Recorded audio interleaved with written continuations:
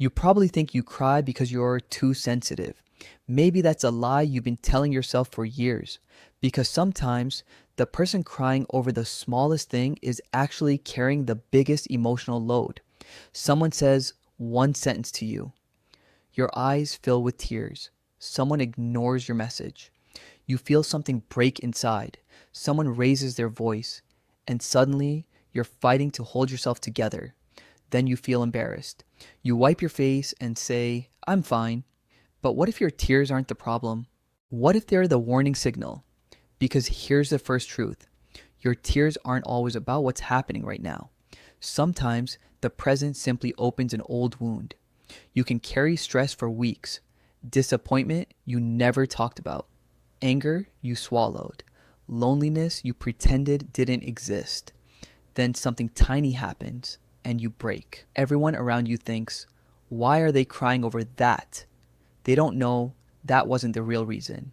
It was a final drop. Your brain has an emotional limit, and when pressure keeps building, even something small can trigger everything you've been holding inside. So next time you're crying over something that seems insignificant, don't ask, why am I so sensitive?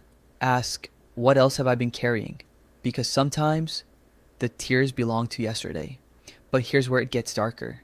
Some people don't just experience emotions, they absorb them.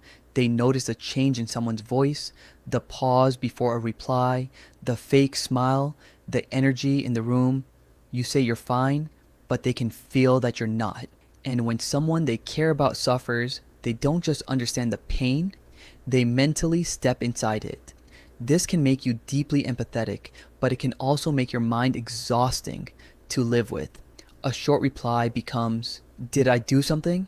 Someone becomes distant. Do they hate me? Someone leaves, what was wrong with me? And suddenly, you're not reacting to what happened. You're reacting to what your brain thinks it means. That's a trap. And there's another possibility. Maybe you were trained not to express emotions. Maybe growing up you heard, stop crying, be strong, don't be dramatic. So you learned to hide emotions instead of processing them. You became good at saying, I'm okay. Even when you're falling apart, you smile when you're hurting. You stay silent when you're angry. You help everyone else while ignoring yourself. And eventually, the emotion has to come out somewhere, through tears, through exhaustion, through sleepless nights, because your body doesn't care how convincing your fake smile is. Eventually, it exposes what your mind has been hiding. And here's something most people don't realize. You might cry more when you're finally alone.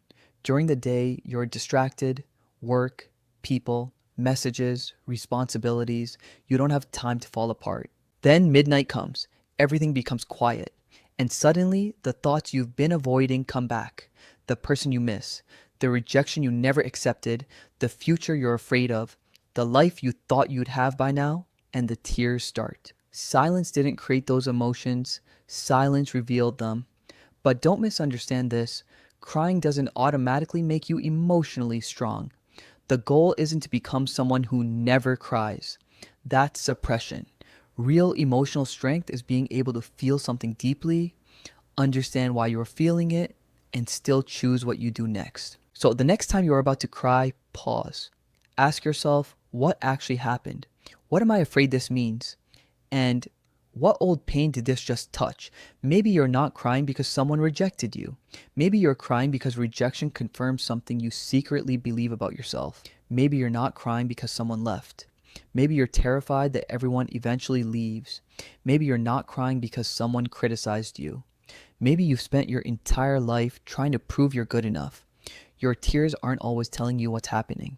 Sometimes they're telling you what you've been avoiding. So if you cry easily, don't call yourself weak, but don't romanticize your pain either.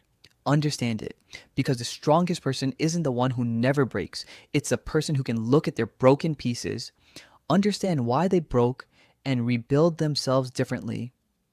So the next time someone asks, why are you crying over something so small? Remember, they saw the trigger. They didn't see the history. And if you've been hiding that history from everyone, maybe it's time to stop hiding it from yourself. This is Brain Reset. Subscribe if you want psychology that exposes the hidden patterns controlling your behavior. Because the most dangerous thing isn't having emotions, it's living your entire life without understanding them.